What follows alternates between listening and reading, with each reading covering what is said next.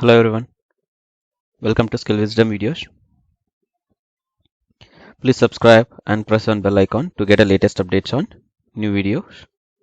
You can also join our Facebook page or you can also follow us on Telegram group to get updates on new videos and free live class details.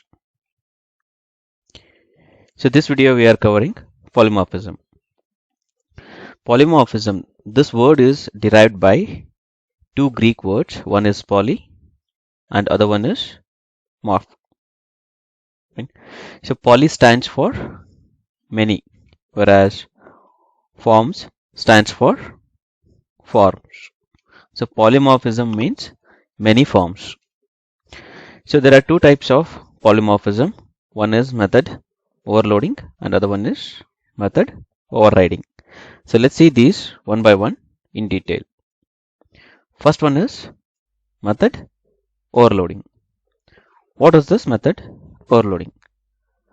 Method overloading is a process of having more than one function with the same name but different signature. What does this signature means? Signature stands for the arguments that you are passing to your function. Clear? What is method overloading? Let's see how programmatically we can overload a method. So I've just created a class called addition. Okay. Let's create a function to add two numbers.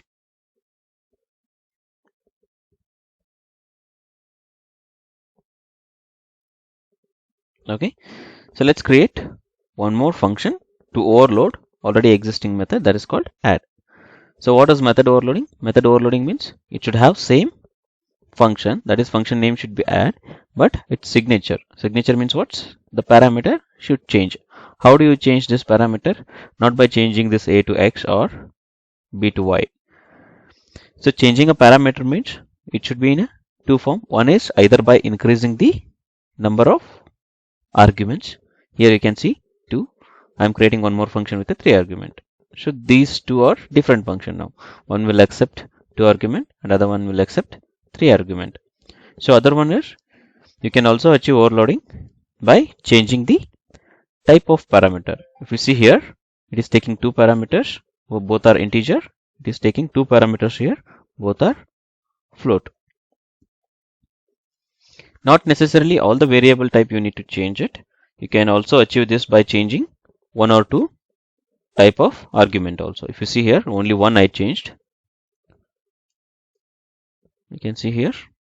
This is also kind of overloading only. If you see here, this add function takes one float. First one is a float and second one is integer.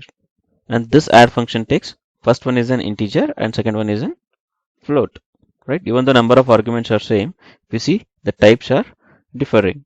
The first argument is of integer here and here it is a float. Second argument is int and float here. Any one argument changes, that means signature is changing.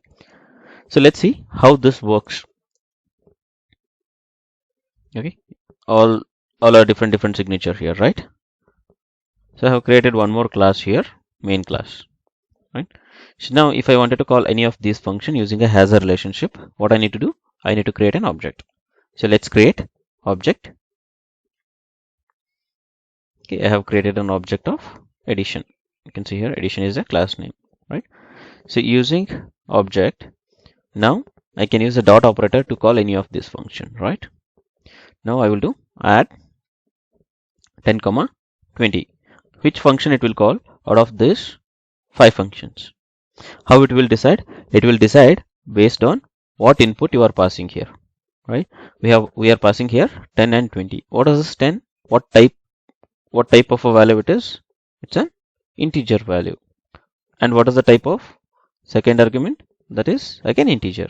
So it will try to find a function which is matching both are integer. This one, right? So it should call this function now.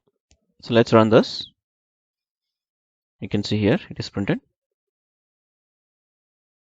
right? Now I'm calling the same add function by passing 3 arguments. All 3 are integers here, right? So which one it will call? Second one. No? If I call the same add function by passing float values, which function it will call? Both are float values here, right? So it will go to third function. Similar way, you can also call function by passing one float and one integer.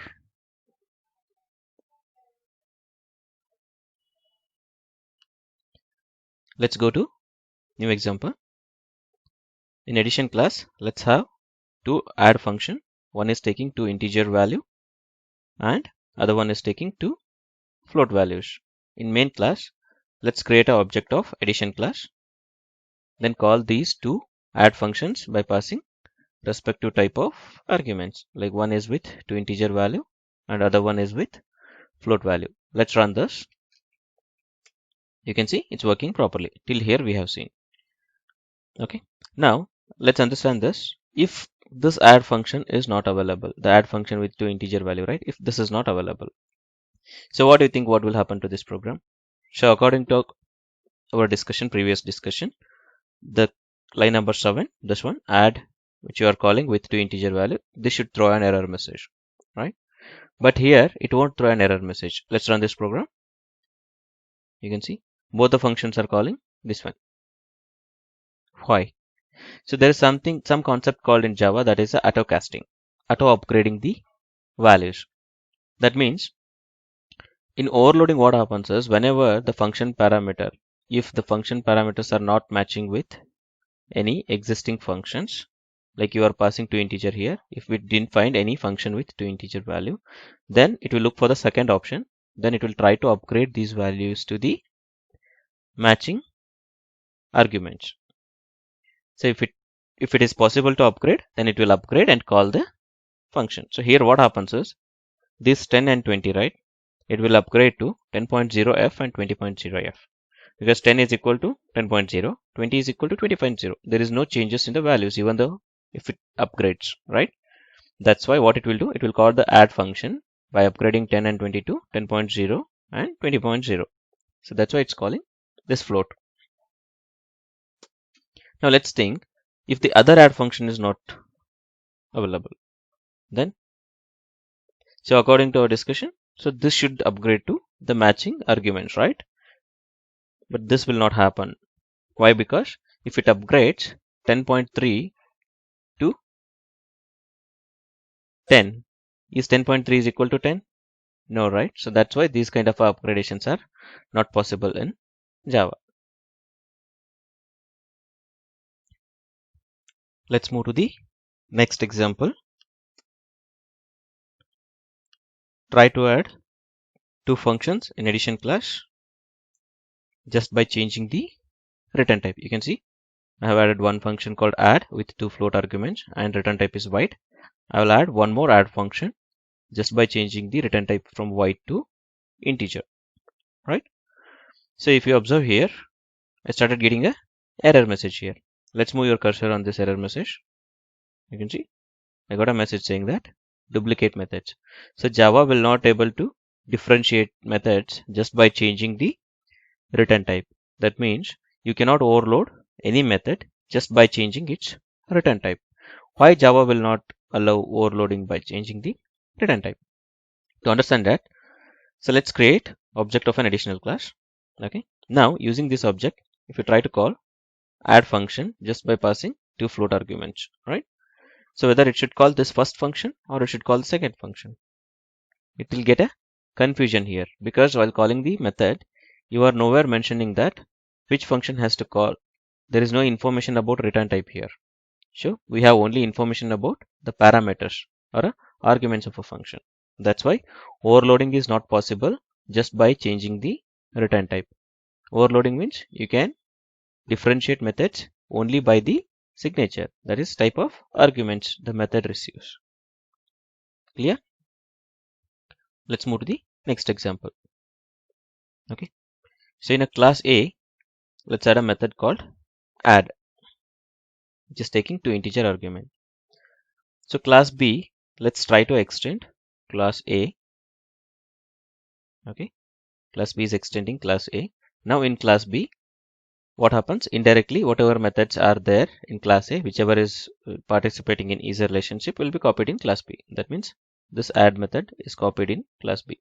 Now in class B, I will add one more add method by changing the argument. So this add method will take 3 arguments and the previous one will take 2 arguments. This is also called a overloading. Overloading can be achieved in is relationship also or in a single class also, right? In this case, what happens?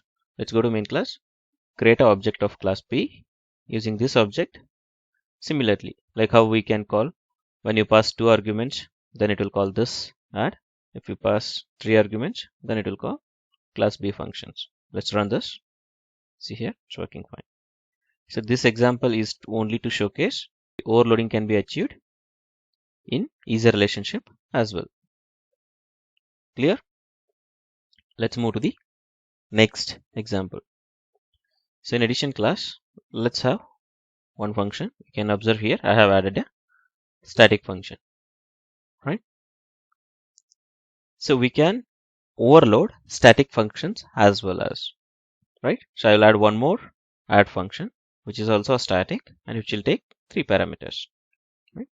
So this example shows you can also overload static functions.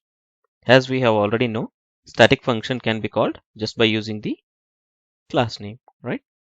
So I will try it in main function. I will try to call both the functions, one by passing 2 parameters and other one by passing 3 parameters. Let's run this. You can see both are calling properly. Clear? We can overload normal functions as well as static functions. Right? Let's go to the new example. Let's add one more function here, which is of type final. I'm just using a final keyword here. Okay, let's add one more add function that is also final and change the argument. You can see here no error, right?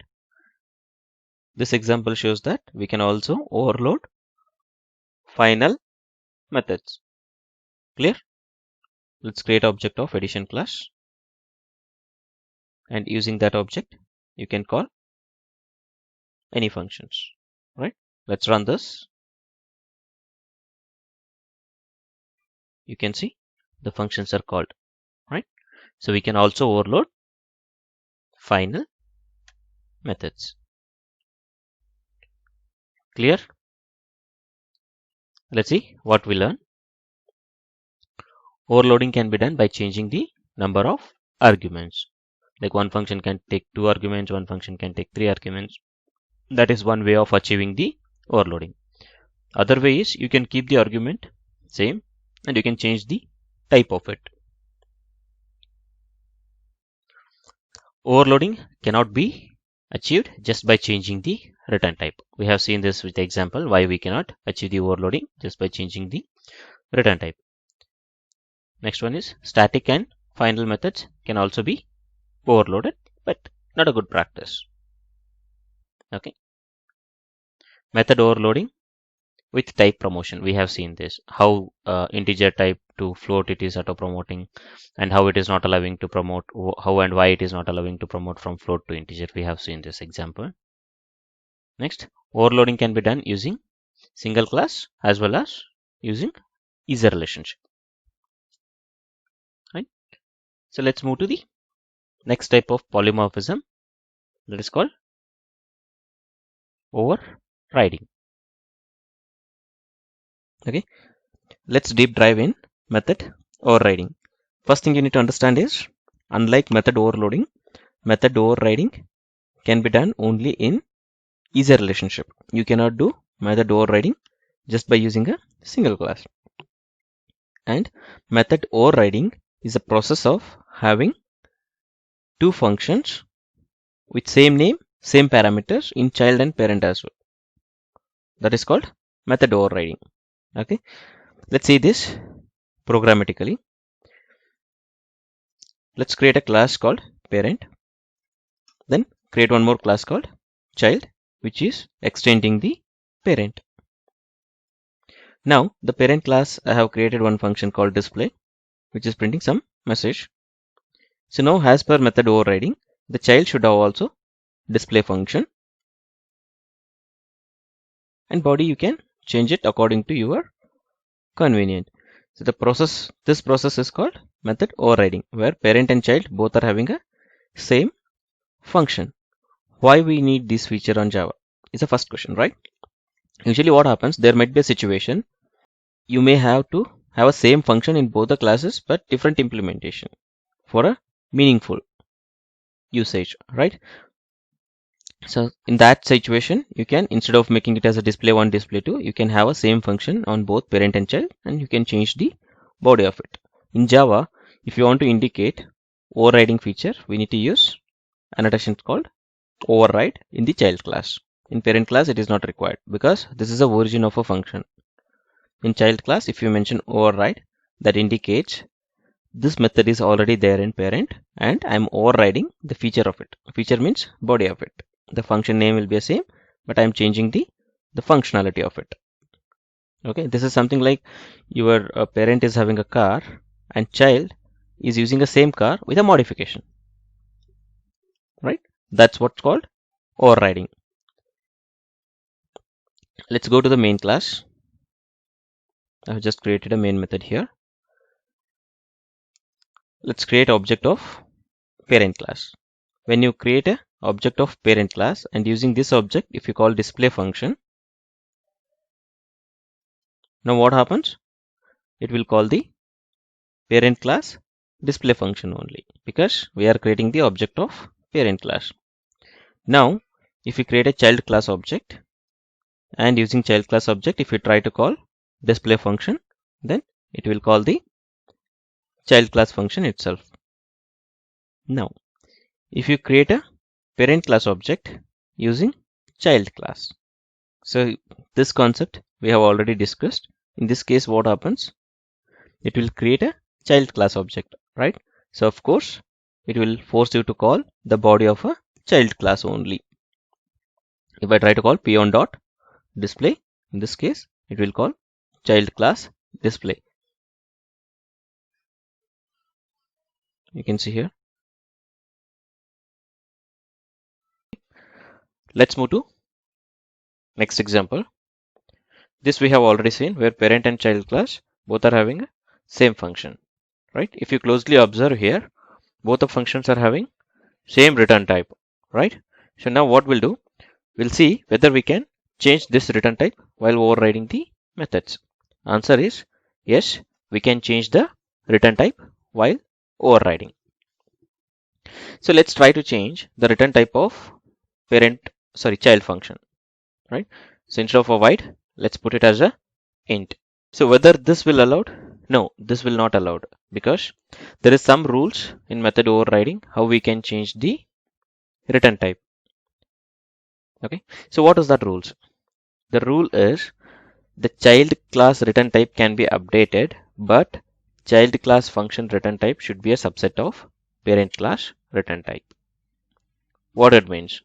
That means if parent class is having return type as a void, then child class you can update to some other return type other than this void, but that return type should be subset of this void. Okay, now is int is subset of void? No, right? So let's take one example. Let's update this parent class return type to number. When we have a return type on your function, you need to add a return statement. Let's add it. Okay. Now, in child class, either you can have a display function with the same return type, that is number, or you can change it to the new return type, but this new return type should be subset of parent return type. Here, integer is a subset of number. You can update like this. And this type is called covariant return type. Okay. So method overriding allows you to change the return type of a function in child class, but the return type should be the subset of parent class function return type. Clear? Let's go to one more example. Let's see whether we can override static function. let's create a parent class and child class. Child class extends parent class. Okay. Now in parent class, I'm adding a display function of static type. Okay. Let's override this function and child class. Okay. You can see both sides I have mentioned static has a keyword. Right. In main class, let's try to create parent class function and using that object call the display, then create a child class, then call display method, then create parent class object using child class, then call the display function using p1 object. So we have already seen in first case it will call parent function, in second case it will call the child function, in third one it used to call child class function. But if it is a static, then what it will do, it will call the parent class function. Okay, you can see here parent class, child class, parent class. Is this called override? No, this is not an override, because if you observe closely, I haven't mentioned annotation override.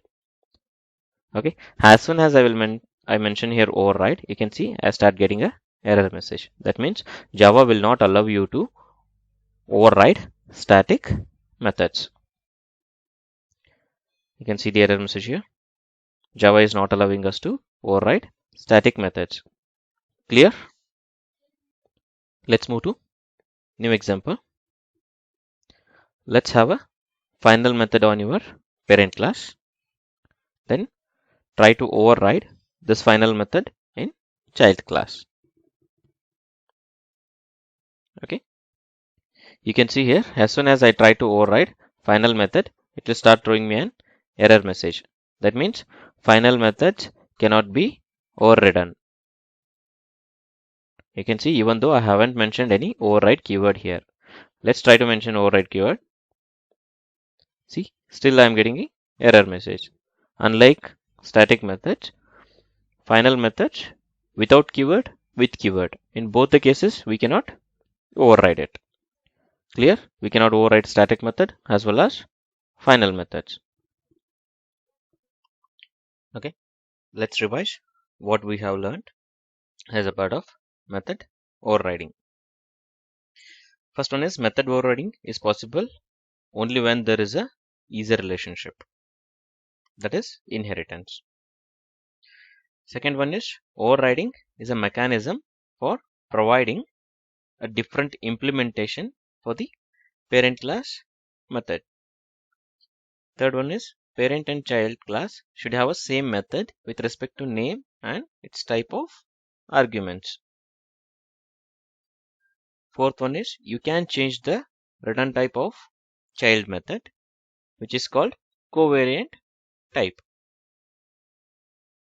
So we can override instance method, but we cannot override static methods because static methods are bound with classes, whereas instant methods are bound with object. And the last one is final methods cannot be overridden. Clear? Thank you all.